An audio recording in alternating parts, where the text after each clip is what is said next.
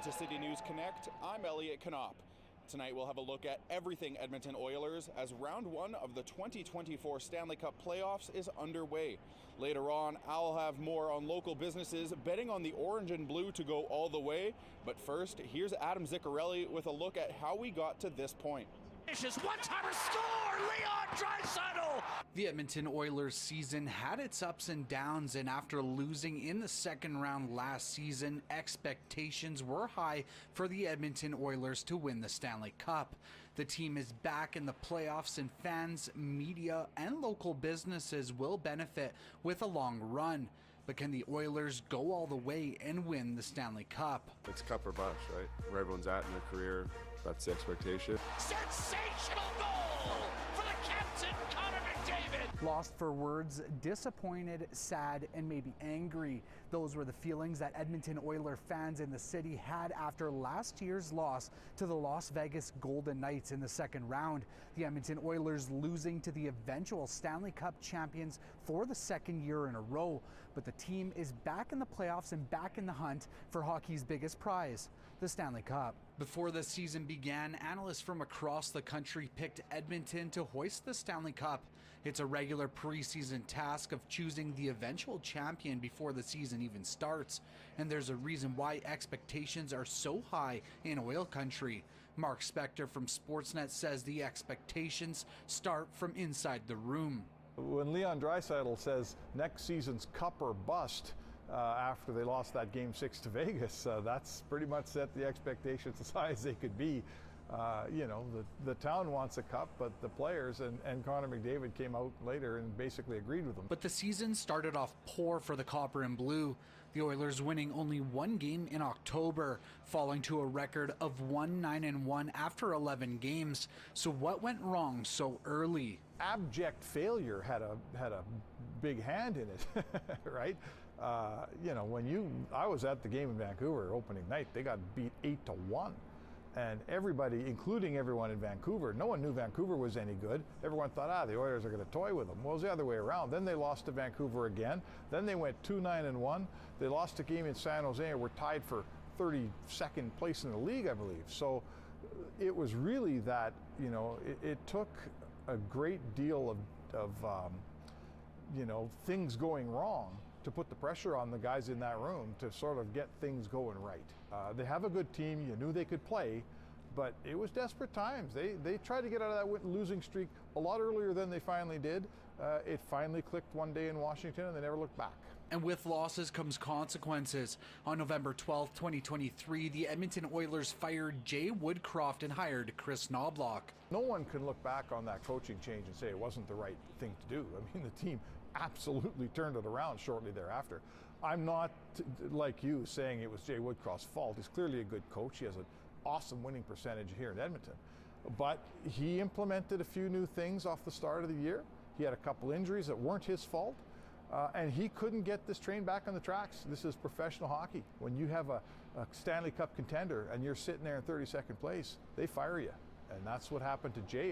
It's a shame. It's too bad. It's not entirely his fault, but it was entirely his problem, and that's how it works. Following the coaching change, the Edmonton Oilers season was back on track. The team had the best winning percentage in the National Hockey League since the change, while going on a historic run of 16 consecutive wins, one shy of an NHL record. That also marked the longest winning streak for any Canadian team in NHL history. It takes a whole team, when your climb begins, 14, 15 games in the season from 32nd place, it's a long climb and it takes all your guys, right? There's no passengers here. There's a reason this team, since like the first week in November until the end of the season, was the best team in the National Hockey League. Like, not second, not third, right? They're the best team. And that's a very large sample size here. That's not just a month or 2 months. So it takes everybody for sure, but it also takes your leaders.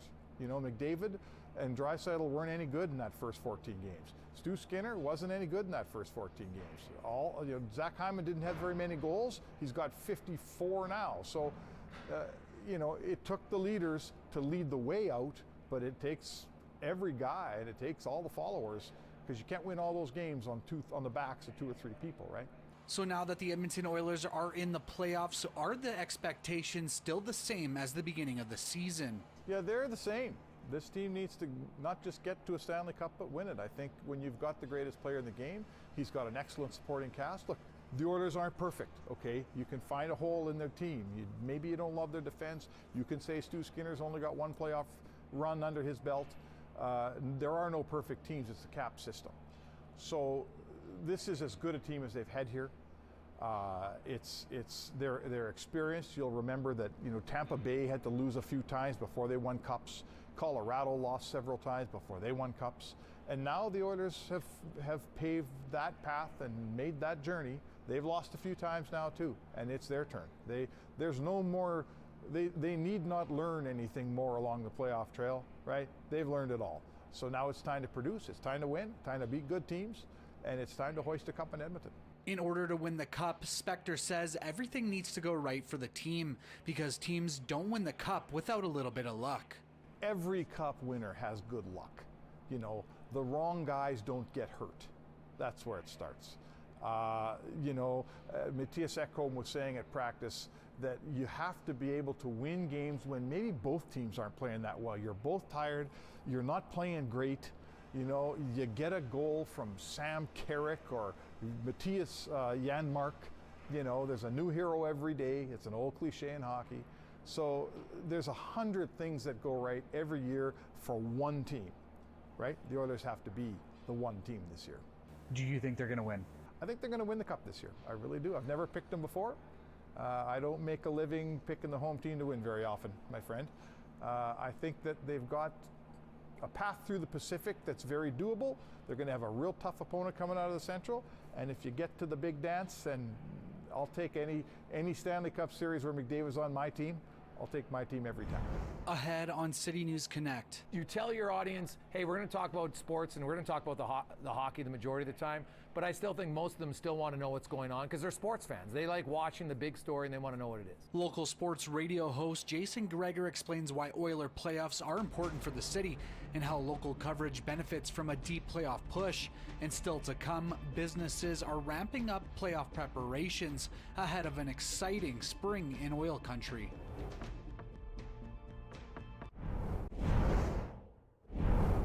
This year marks 34 years since the last time the Edmonton Oilers hoisted the Stanley Cup in Edmonton. The only thing coming remotely close was the 2006 playoffs, where the Edmonton Oilers made it all the way to the Stanley Cup final. And playoffs in Edmonton is crucial for sports coverage. Here's the prime reason why the NHL needs to make one small, simple little change to their playoff format. It's here in this studio where Jason Gregor speaks directly to Oilers fans throughout the season. The host of the Jason Gregor Show has been talking local sports, including the Oilers, for over 20 years in the city. And it's stations that cover local sports that get a unique opportunity with the Oilers entering the playoffs. And this host says fans should be excited about what this team can do. Well, Edmonton's been the best team in the NHL since Chris Knobloch took over. A really impressive record. I know the last two losses, but when you sit out your seven guys, it doesn't really matter. The Oilers have been really good for a long time. Obviously you have Connor McDavid, you have Leon Draisaitl, but they filled out their roster. The emergence, Evan Bouchard just continues to improve. Him and Matthias Ekholm have been one of the most dominant defense pairs in the entire National Hockey League this season. You've added some experience and some grit in Corey Perry. You've got Hyman, you've got Kane. Ryan McLeod's filled out a role. Warren Fogel's having a career year. I look at Edmonton and they're really good. You know what? They've had some heartache, which is usually what it takes to win in the National Hockey League. But the biggest difference is, for the first time maybe ever, at least in this era of Oilers hockey, they've figured out to win. Yeah, you can score all you want, but you got to be sound and consistent defensively. And for the most part, that's what they've done this season under Knobloch. They've lowered their goals against, specifically on 5-on-5. And if you want to win in the NHL, it's the one stat that you can go back and look at teams who win. You got to be good 5-on-5. And the Oilers, they did it at stretches last year. They weren't able to do it continuously. We saw in the playoffs, some blowout losses against Vegas. I'd be surprised if we see that this year. And I'm not saying the Oilers are going to win the Cup. I think they're a very good team. They're one of the Cup contenders. But I'd be surprised if we see a lot of games where the Oilers beat themselves, because last year they were the best team in the NHL at self-destructing, and they kind of eliminated that from their game for the most part. You've been covering sports in the city for quite a while. This is a new station covering sports in the city. Are you doing anything extra to cover this run in the playoffs? You know what? I try not to. The fans. We have good fans in Edmonton. If you try to give them stuff that's just like gimmicky, they're not going to like it. You know what? At Sports 1440, it's obviously going to be a lot of talk about the Oilers, but also about the playoffs in general, because hockey fans here, they want to watch the Oilers, but you got the Canucks, you got the Jets, you got everybody else involved. It's going to be great. But you know what? We'll have more coverage, a little bit more intense stuff for sure, but probably a little bit more deep dive on the matchups when it gets to, on a game per game basis and evaluate it. But with 4 different shows and different hosts, you can always have kind of different angles that you want to go to. And, then we have a lot of former guys who played for the Oilers as analysts on our station, so that'll help out a lot. Rogers Place, the temple where fans meet and cheer on the Oilers. It's been home to the city's hockey club since 2015 and marked a new chapter in their legacy. It's here where fans can interact and meet new faces every week. But when fans are away from the stadium or the team is on the road, they need a new place to talk Oilers. And that's where radio comes in. Edmonton's a sports town. You look at, the history of supporting, not just hockey. Obviously, hockey's the bread and butter, but they'll support lots of other things because lots of people here care about sports, and sports is very intertwined in the community, and it's about sports. I think it allows people to connect, right? Like, you want to be part of something, and the fans, they're at work, they're coming home from work, they're going to work, they're getting set for the game. They just like to hear about what's going on and everybody's different opinion on it. Obviously, when the team wins, everybody's pretty excited. When the team loses, generally guys are problem solvers, right? Anybody out there listening, if you're in a marriage, the one thing you learn sometimes, it's better to say, oh, I understand how you're feeling. Probably takes us 10 years to figure it out. They don't want us to solve their problems. But in sports, everybody's going to have a solution to the problem. What's wrong with the power play? What's wrong with the penalty kill? Why don't you play this pair together? And it makes it fun, and I think it really connects people. There's just something about live sports talk radio that connects people to the moment, and if all of a sudden there's a last minute change in the lineup, you can talk about it right away, so that's great. Circling back to the Oilers playoffs, you did mention it, you don't know if they are going to win or not, but do you think they can win? Lining them up against Eastern, Western Conference teams, do they have the capability of going all the way to winning Lord Stanley? I do. I actually think Edmonton, I think LA, they beat them in 7 2 years ago. They beat them in 6 last year. I picked them to beat them in 5 this year. Edmonton's a deeper team than they've been in the past. They know how to play LA's system. Then they'll play the winner of Nashville and Vancouver. Now, they've played very well against Nashville for decades. Leon Draisaitl, I don't think I've ever seen a player dominate a team like he does. And Vancouver's a good team too, but I think Edmonton's playoff experience, that's something that Vancouver doesn't have a lot of right now. They have some questions. Is Demko healthy, right, in goal? Edmonton's an extremely healthy team right now. Obviously, Evander Kane missed some games, but he'll be fine. I think Edmonton, their biggest test will be the 3rd round, I think, in Dallas, who I think will come out of there. Or if it's Winnipeg, maybe Colorado, that's obviously going to be a battle. But when you get to the conference final, I don't care who you're playing. You don't luck your way into a conference final. But could the Oilers win the Stanley Cup? 100%. I would say I have never picked the Oilers to win a Stanley Cup in my life. This is the first time I've ever picked them to win the Stanley Cup. I think they're that good. Now, that doesn't mean they'll win, because as we all know, one bad bounce here or there, you get a key injury at the wrong time, and maybe you self-destruct. But Edmonton, Dallas, Florida, Carolina, I think those might be the top teams. But Winnipeg, Colorado, Vancouver, the Rangers, there's a lot of really good teams, and Edmonton's definitely one of them. You don't luck your way into having the best record in the NHL for 69 games under the new head coach. So you're saying a Carolina-Edmonton Stanley Cup final then? Well, it's funny that you say that, because on Daily Faceoff, where we do our predictions, that was mine, Carolina and Edmonton. I guess it would be a repeat of 2006. Now, the odds of both of those teams making it, I know, are slim, but Carolina's been a really good team for a long time. And Edmonton, if you look at the progression, they've improved and gotten better every year. I think at this year's deadline, they added even more depth with Adam Henrique and Carrick, and Dylan Holloway now is a guy who's going to be in the mix for them. If they get an injury on defense, Philip Broberg, what he's done in the minors this year has shown that he's a guy who can step in. So Edmonton, I don't see a really glaring weakness on Edmonton. And now it's just going to come down to, in the playoffs, can you play up to your capabilities every night? And that's what makes it so great, because everybody out there has a prediction on who they think is going to win, but none of us know who's going to win, and that's what makes it so exciting. Next up on City News Connect. Businesses are ready for the playoffs. How are they preparing, and why does a deep playoff run mean so much for Edmonton's economy? first game of playoffs, you just feel it in the air. You see the jerseys walking around. It's just awesome atmosphere. You feel the energy in the air, and it's going to get more electric as we move forward. As a hockey town, there isn't much else that can bring Edmonton together better than the NHL playoffs. Every postseason win represents another step toward being a part of history and creating a lifelong memory shared by all in the community. That passion is what attracts businesses into Alberta's capital city and breathes life into the local economy. This will be the busiest time of year for us, is the playoff run. With the fan park across the street, the watch parties, and then Rogers Place also open on away games. There's thousands, tens of thousands of people here every night. It's actually immense. Our fan shop area is usually always has traffic in it. When the playoffs happen, it drives traffic into our store for sure. Data from payment provider Moneris shows local restaurants near Rogers Place saw sales increase by 233% by the third game of the Oilers' opening round in the 2022 Stanley Cup playoffs. And after advancing to the second round, the entire city of Edmonton saw a 71% increase in total personal spending. It gets a little crazy. I mean, it's playoffs, so we prepare for it all year. The hockey season's a little taste of it. Restaurants bank on their investment into the Oilers to pay off, especially if they reside within the city's ice district built around Rogers Place. They count on the orange and blue to perform at the highest level each year, and the fans hold the team to high expectations. If their standards aren't met, the impact is felt immediately. Not having that really affects the plan and the long-term plan for the quarter of the year. We did see a little bit of a hit business-wise when they were on that losing streak. Just people don't want to watch losses, they want to watch wins. In recent years, the success has been there, and while there isn't a championship to show for it yet, the seasons have extended deep into the spring, drawing in crowds of ecstatic customers and overwhelming demand.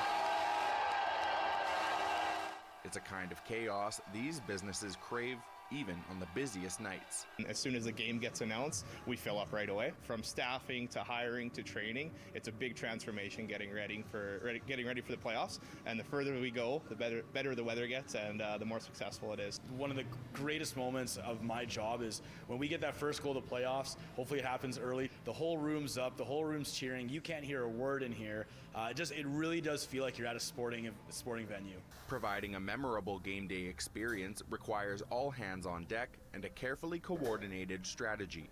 While some fans plan ahead for their night out, many don't, and that unpredictable element needs to be accounted for on a larger, more frequent scale. We like to limit our reservation capacity to about 60% of our rooms. We still do want people to be able to walk in. That being said, it's really rare that we can't make it work. We'll juggle tables around, we'll put people in the right seats, so it's very rare that we have to turn anyone away for any kind of seats. It's really having people in the right places, so we usually use some of our management team handling the door. And if we can manage that effectively, that's what's really going to set the night up for success. Getting ahead of it before the chaos happens, that's kind of the goal and what we try to do every night. Getting ahead of the chaos is the same strategy in the minds of local retailers. They're the ones responsible for making the sea of orange and blue flood the city. During the regular season, we see what is traditionally the Oiler fan. Somebody looking for a hat, looking for a jersey, maybe a t-shirt. But come playoff time, then we start to see all the people that love to join the hype. They want to, feel like they're a part of something awesome. Taking into account the variety of sizes, style preferences, and personal budgets, curating a selection can be a daunting task for outfitters, but what you wear isn't the only way to show team spirit. Being a small business, one of the perks that we have is, really being able to be in touch with the community and what they're looking for. Things like chains and beads and wigs and stuff like that become a thing. Face paint and tattoos, but then there's also decorating your cave, wherever you're going to watch the game, maybe at home, whether it be your garage or your basement. So we see a lot of people do a lot of decorating with flags and banners and street signs, those kinds of things. Acquiring these goods isn't something that can be done overnight. Manufacturers need to assemble some of these goods made in factories and stored in warehouses. And as this retailer suggests, anticipating a trend or rise in popularity for particular items is easier said than done. We actually have to predict this 9 months in advance. We have to do a lot of projection. We got to make sure we secure the inventory, make sure it's here at the right time. As long as the orders go, we're already starting to plan for next year. There's just more connection to the playoffs going on. There's more memories being made, so people are looking for for merchandise to kind of just amplify the experience. Those are the things that us as retailers we cherish. It's the Oilers' success behind this economic surge, fueling a remarkable, coordinated campaign, making Edmonton's Stanley Cup chase so special every year. We just saw trucks of people with their rigs set up in the back and all the horns and all the jerseys and everyone cheering and everyone honking. It brings this city alive. Being able to be a front row seat without having to pay that price for the game, it's a great opportunity. The hockey lingo, the hockey talk, it's very good to have that, and it's not something that we take for granted.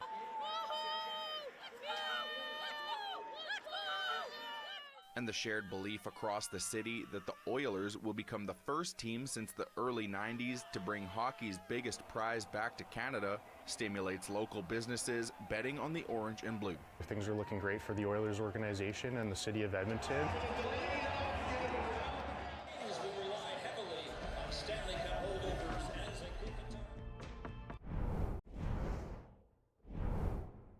That's all for City News Connect with our look at the Edmonton Oilers 2024 Stanley Cup playoff run. I'm Elliott Knopp, joined by Adam Ziccarelli reporting tonight. Let's hope we're back here in June, reporting on the Stanley Cup returning to Edmonton. Have a good night.